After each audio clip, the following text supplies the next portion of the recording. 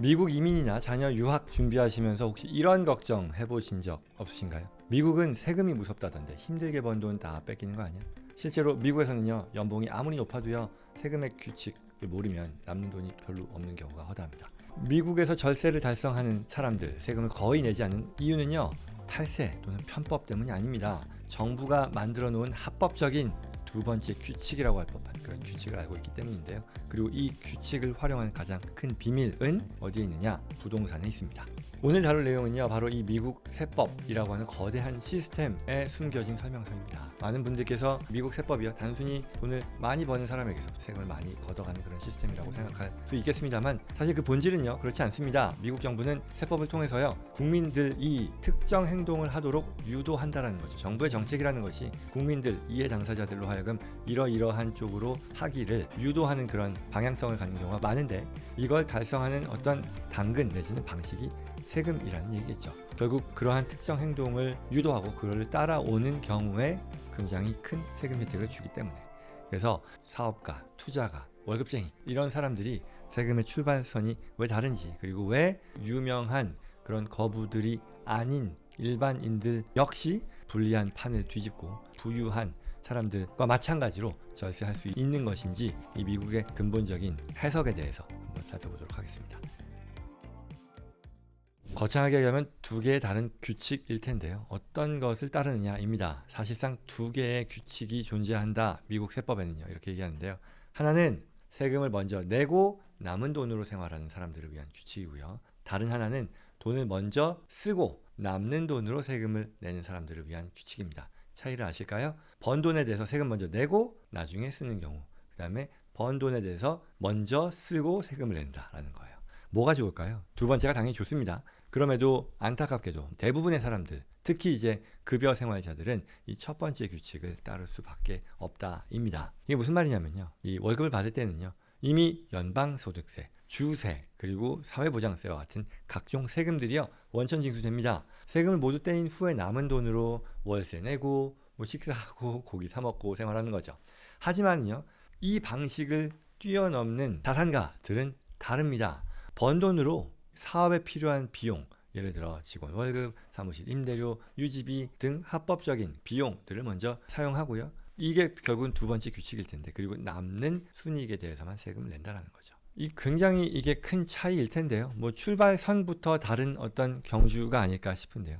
그렇다면 왜 이런 두 가지 다른 시스템을 정부는 가능하게 한 걸까요? 거창하게 얘기하자면 사업가들 또는 새로운 시장을 만들어내는 투자자들로 하여금 이 경제를 활성화하고 고용을 창출하는 그런 위험을 감수하는 것에 대한 보상을 주기 위해서다라고 얘기할 수 있습니다. 이와 같이 정부가 가장 큰 세금 혜택을 주는, 즉 수익에서 지출을 하고 그걸 통해 과세 소득을 낮추고 이로부터 나오는 과세 부담을 최소화할 수 있게 해주는 이러한 방식의 투자를 가능하게 하는 것은 무엇이냐라는 건데요. 바로 답은 부동산 투자입니다. 정부가 이 부동산 투자자들에게 파격적인 혜택을 주는 이유, 크게 보면 두 가지 정도일 텐데요. 첫 번째, 부동산 임대는요, 사업으로 간주됩니다. 그리고 두 번째는요, 부동산 투자자들은요, 사업에게 주거 공간이라는 필수적인 또 서비스를 제공하기 때문이라는 거죠. 결국 안정적인 투자 소득을 가능하게 해주면서 또한 국가 경제에 기여한다라는 생각을 갖고 있기 때문에 여기에 참여하는 투자자들에게 혜택을 준다라는 그런 얘기겠죠. 여기서요, 레버리지라는 개념이 나옵니다. 대출을 통해 더 큰 부동산 자산에 투자한다는 건데요. 50만 불짜리 집을 사는데 40만 불 대출 받는 거죠. 그러면 내가 본인의 자기 자본은 10만 불인 거잖아요. 그러면서 이제 50만 불짜리 자산을 움직이게 된 것이고요. 그리고 이건 미국에 계신 분들 다 아시다시피 은행의 어떤 시스템을 활용해서 충분히 큰 규모의 레버리지를 가능하게 하죠. 그리고 정부는 사실 이러한 활동을 장려하기까지 합니다. 그러면 이걸 통해 얻을 수 있는 혜택은 뭘까요? 그에 대한 보상으로요, 레버리지를 통해 큰 투자를 했을 때 얻게 되는 것은 감가상각이라고 하는 어떤 굉장히 큰 세금 혜택이죠.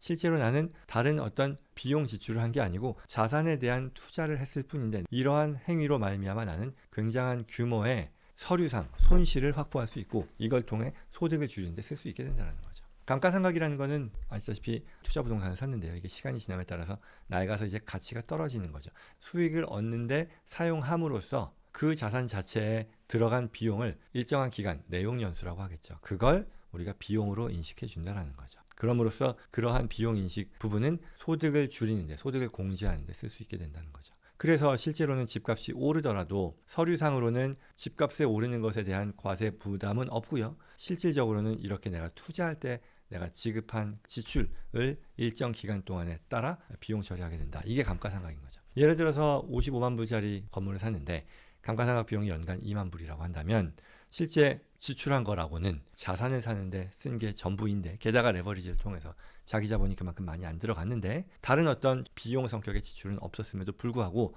연간 2만 불의 비용을 인정받아 그만큼의 소득에 대한 세금을 내지 않는다는 뜻이니까 이게 바로 부동산 투자가 제공하는 굉장히 강력한 절세 무기가 된다는 거죠. 뭐 한국, 미국 할 것 없이 급여 생활자들이 이 비즈니스 오너 또는 투자자 대비 상황이 더 좋지 않다라는 것은 공통인 것 같아요. 그러다 보니 사업을 하지 않으면 절세는 못하는 거겠구나 실망스럽게 생각하는 그런 경우도 있을 거라고 생각합니다. 하지만 그렇지 않다라는 거죠. 가장 안정적인 월급 W2 인컴이라는 것이 어쩌면 역설적으로 이 불리한 규칙을 바꿀 수 있는 그런 무기가 되기도 한다라는 겁니다. 아까 레버리지 얘기했잖아요. 은행이 이 론 받는 데 있어서요, 오히려 사업가보다도요 안정적인 현금 흐름을 따박따박 받는 사람들에게 더 크레딧을 더 주기도 합니다. 그러니 돈을 빌리는 데 있어서 그런 부분들이 더 유리할 수도 있다는 거죠. 안정적인 직장이라든가 소득이 부동산을 살 수 있는 레버리지를 일으키는 가장 확실한 신용이 된다는 건데요. 결국 전략은 뭐냐? 뭐 간단합니다. 안정적인 W2 인컴을 바탕으로 해서요, 은행 대출을 받아서요 첫 번째 임대 부동산 산다는 거예요. 그러면 이게 급여 생활을 통한 안정적인 소득뿐만 아니라 부동산 임대 사업자는 두 번째 어떤 신분을 갖게 된다는 거죠. 그렇게 되면 조금씩 두 번째 규칙을 따를 수 있는 자격이 생기게 됩니다. 임대 사업에서 발생하는 모든 비용, 뭐 대출이자, 재산세, 수리비 물론이고요. 또 앞서 말씀드렸던 그 감가상각이라는 서류상의 손실, 서류상의 비용까지도 공제받을 수 있다는 거죠. 이렇게 만들어진 서류상의 손실, 비용을 향후에는 내가 벌어들인 다른 소득, 앞서 말씀드린 W2 소득을 포함한 기타 소득과 합산해서 원래 냈어야 할 세금에 대해서까지도 줄일 수 있게 된다라는 거죠. 이와 관련된 내용은 제가 이 부동산 전문인 real estate 프로페셔널이 되어야 한다, 또는 실제 임대 사업 자체가 short-term rental income을 가져오는 그런 성격의 이 임대 사업이어야 한다라는 그런 조건은 있다 말씀드렸습니다만, 그럼에도 그런 것들을 충족할 수 있다면 내가 벌어들인 기타 소득을 부동산에서 발생한 서류상 손실을 활용해서 줄이는 데까지 이어질 수 있다는 거죠. 이러한 미국 세법의 비밀은요, 돈을 숨기는 게 아니고요, 정부가 원하는 방향으로 내 투자와 지출을 선정한다라는 그런 거죠. 앞서 말씀드린 것처럼 정부는요, 경제를 활성화하고 주거를 공급하는 데 있어서 역할을 하는 사업가 그리고 부동산 투자자들에게 안정적으로 유도할 수 있는 그런 보상책을 제공한다라는 거죠. 직장 생활인이라 하더라도요, 안정적인 직장에서 나오는 안정적인 소득을 기반으로 임대사업 조금씩이라도 시작하면 세금을 먼저 떼이는 그런 불리한 규칙에 적용을 받는 그런 상황에서 조금씩 이 시스템의 규칙을 활용하는 그런 플레이어로 거듭날 수 있지 않을까라는 그런 얘기였습니다.